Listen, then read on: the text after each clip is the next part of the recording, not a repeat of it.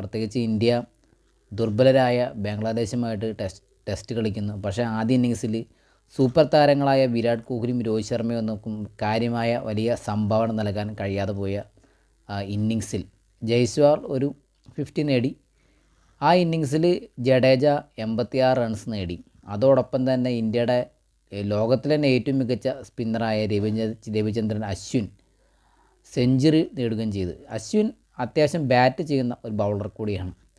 ടീമിലപ്പം വിരാട് കോഹ്ലിയും രോഹിത് ശർമ്മയും അതുപോലെ ബുംറ, അതുപോലെ ഹാർദിക് പാണ്ഡ്യ പോലെയുള്ള താരങ്ങളാണ് ഇന്ത്യൻ ടീമിൽ ഏറ്റവും മികച്ചു നിൽക്കുന്നതും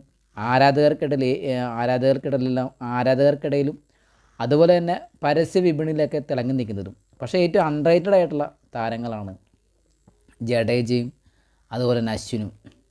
ടെസ്റ്റ് കളിക്കുമ്പോഴാണ് അശ്വിൻ്റെ വില